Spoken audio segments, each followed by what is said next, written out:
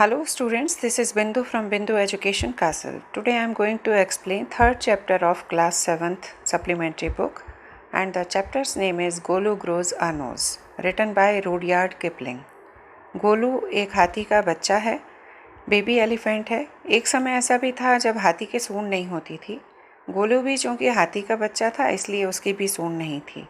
उसकी जगह उसकी नाक थी जो थोड़ी उभरी हुई सी थी। गोलू के पास बहुत सारे सवाल थे जिनके वो जवाब जानना चाहता था।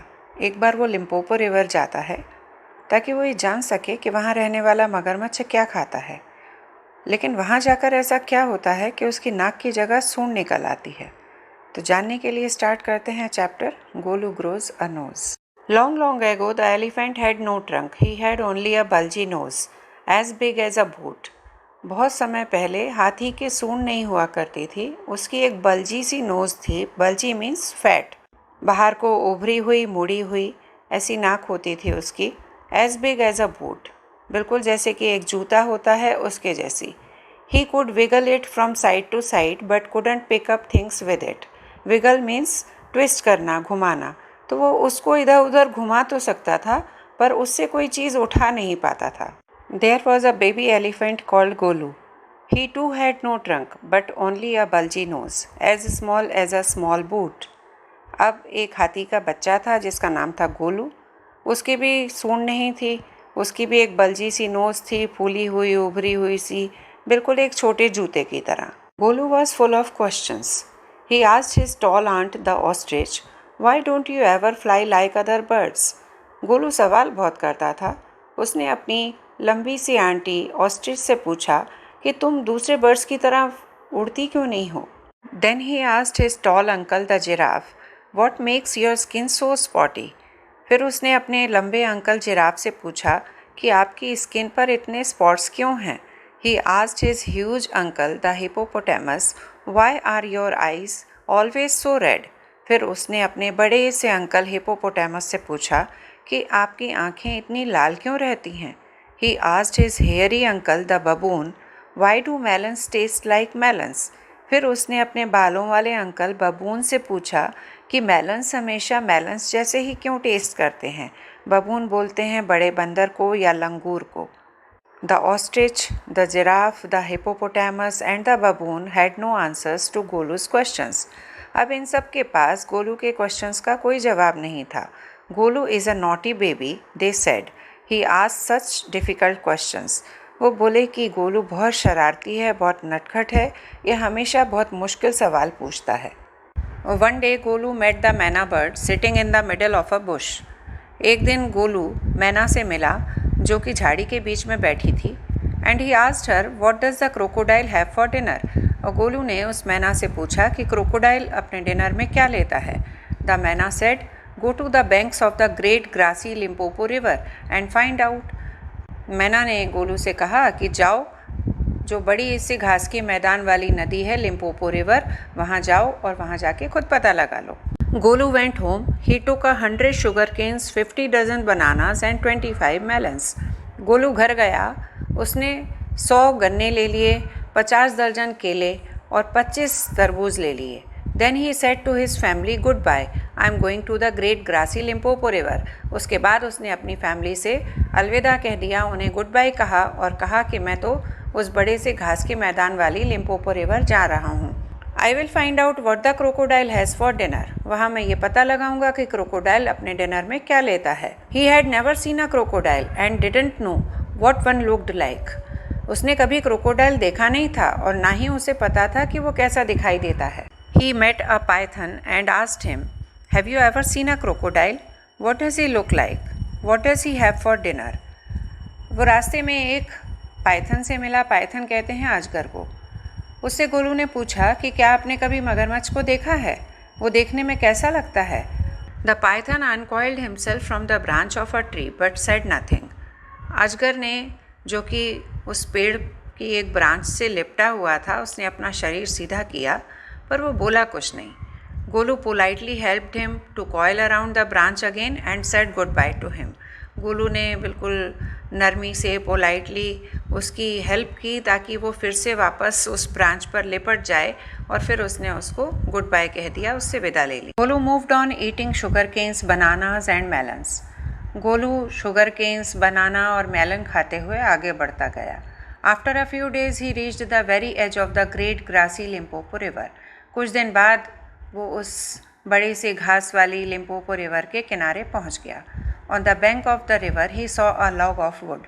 लॉग कहते हैं ट्री ट्रंक को, पेड़ के तने को। और नदी के किनारे उसने एक बड़ा सा पेड़ का तना पड़ा हुआ देखा। It was really the crocodile who winked at him. Wink means पलक झपकाना। वो सचमुच मगरमच्छ था जो कि उसे देख करके पलक झपकाता है। Excuse me, said Golu, have you ever seen a crocodile? Golu ने उसे देख करके कहा कि माफ़ कीजिएगा, क्या कभी आपने क्रोकोडाइल देखा है? The crocodile winked again and lifted half his tail out of the mud. Crocodile ने फिर से पलक झपकाई और अपनी पूंछ आधी कीचड़ में से ऊपर को उठाई।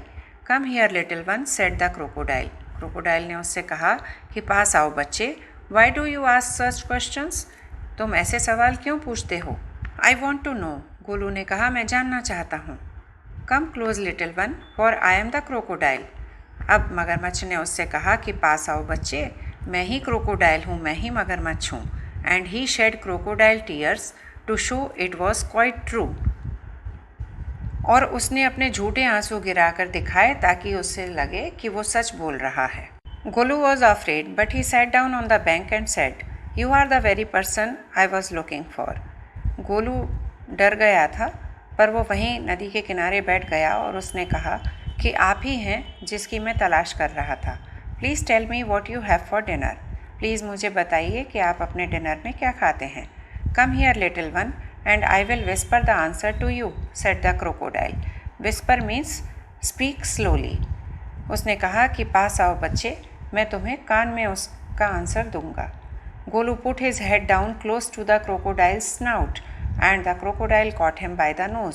स्नाउट कहते हैं मुंह को। गोलू ने अपना सर क्रोकोडाइल के मुंह के पास किया ताकि वो उसका जवाब जान सके, लेकिन क्रोकोडाइल ने उसको उसकी नाक से पकड़ लिया। I think, said the crocodile, today a baby elephant will be my dinner. मगरमच्छ ने कहा कि मुझे लगता है आज बेबी एलिफेंट मेरा डिनर बनेगा। Let me go, you are hurting me mister crocodile, screamed Golu. Screamed means चिल्लाया। गोलू जोर से चिल्लाया कि मिस्टर क्रोकोडाइल, मुझे जाने दीजिए, आप मुझे चोट पहुंचा रहे हैं, मुझे हर्ट कर रहे हैं। The python who had been quietly following Golu came to the bank and said, if you do not pull as hard as you can, the crocodile will drag you into the stream. Drag means pull कर लेना, खींच लेना। अजगर जो कि चुपचाप गोलू के पीछे पीछे आ रहा था, वो उस नदी के किनारे पर आकर के उससे बोला कि अगर तुमने पूरी ताकत से अपने आप को खींचा नहीं तो ये मगरमच्छ तुमको पानी में खींच के ले जाएगा। Golu sat back on his little haunches and pulled. Haunches means the back end of an animal. Animal के शरीर का सबसे पीछे का हिस्सा। तो गोलू अपने हॉन्चेस पर बैठ गया और जोर लगा करके खींचने लगा। The crocodile slipped into the water making it all creamy with great sweeps of his tail. मगरमच्छ भी पानी में उतर गया और उसको अपनी पूंछ पटक पटक करके पानी को झागदार बनाने लगा। And he also pulled and pulled, और वो भी बहुत ताकत लगा करके खींचने लगा। Then the python coiled himself round Golu's stomach and said, "Let's pull harder." अब अजगर ने अपने आप को गोलू के पेट पर लपेट दिया और गोलू से बोला कि चलो मिल करके और ज़ोर लगाते हैं और ज़ोर से खींचते हैं। Golu dug in all his 4 legs in the mud and pulled. Golu ने अपने चारों पैर कीचड़ में धंसा लिए और ताकत लगा के खींचने लगा। The nose kept on stretching. Nose उसकी खींचती चली गई। At each pull the nose grew longer and it hurt Golu. अब हर खींचने के साथ मगरमच्छ भी खींच रहा था, इधर से गोलू भी खींच रहा था। दोनों के खींचने से सूंड और लंबी होती चली गई। अब गोलू को दर्द हो रहा था। The nose was now 5 feet long. नाक अब 5 फुट लंबी हो गई थी। But it was free at last. पर वो आखिर में मगरमच्छ की पकड़ से छूट गई। Golu sat down with his nose wrapped up in a big banana leaf and hung it in the great grassy Limpopo river to cool. Wrapped up means covered. Golu ने अपनी नाक पर केले का पत्ता लपेट लिया और उसे ठंडक पहुंचाने के लिए जो विशाल घास वाली नदी थी लिम्पोपो रिवर, उसमें लटका दिया। Golu sat there for 2 days waiting for his nose to cool and to shrink. Golu वहाँ 2 दिन बैठ कर के इंतज़ार करता रहा कि उसकी नाक ठंडी हो जाए और श्रिंक हो जाए। श्रिंक मीन्स सिकुड़ना। It grew cool but it didn't shrink. वो ठंडी तो हो गई पर वो सिकुड़ी नहीं। At the end of the second day a fly came and stung Golu on the shoulder. दूसरा दिन जब ख़त्म हो रहा था तब एक मक्खी आई और उसने गोलू के कंधे पर डंक मारा। Golu lifted his long nose and with it hit the fly dead. Golu ने अपनी लंबी सी नाक, जो कि अब सूंड थी, उसने उठाई और उससे पटक करके मक्खी को मार दिया। Advantage number 1, hissed the python. You couldn't have done it with a small nose. Try and eat a little now. अब पाइथन ने उससे कहा कि देखो, अपनी लंबी नाक का पहला फ़ायदा, अगर तुम अपनी छोटी सी नाक होती तो उससे ये नहीं कर सकते थे। चलो अब कुछ खा लो। Golu put out his trunk and plugged a large bundle of grass. Golu ने अपनी सूंड आगे बढ़ाई और एक बड़ा सा बंडल ग्रास का उठा लिया। He dusted it against his 4 legs and stuffed it into his mouth. उसने उसको डस्ट जड़ाई, उसकी मिट्टी साफ की पटक करके और उसको अपने मुंह में डाल लिया। Advantage number 2, hissed the python. You couldn't have done it with a small nose. Python ने बोला कि फ़ायदा नंबर 2, छोटी नाक से तुम ये काम नहीं कर सकते थे। Don't you think the sun is too hot now. अजगर ने फिर कहा, तुम्हें ऐसा नहीं लगता कि धूप कुछ ज़्यादा ही तेज़ हो गई है। Golu scooped up some mud from the bank and slapped it on his head. Scooped मतलब डग आउट, खोदना। गोलू ने किनारे से कुछ मिट्टी उठाई और उसे अपने सर के ऊपर डाल लिया। Advantage number 3, hissed the python. अजगर ने कहा, ये तीसरा फ़ायदा, you couldn't have done it with a small nose. तुम अपनी छोटी सी नाक से ये काम नहीं कर सकते थे। Thank you mister python, said Golu gratefully. I will remember all this and now I will go back to my family. अब गोलू ने अजगर का धन्यवाद किया, बोला, आपका बहुत बहुत धन्यवाद मिस्टर अजगर, मैं इस बात को याद रखूँगा और अब मैं अपनी फैमिली के पास लौट कर जा रहा हूँ। तो स्टूडेंट्स, ये था चैप्टर का एक्सप्लेनेशन। अगर पसंद आया हो तो प्लीज़ लाइक कीजिए, सब्सक्राइब कीजिए और शेयर कीजिए। Thanks for watching.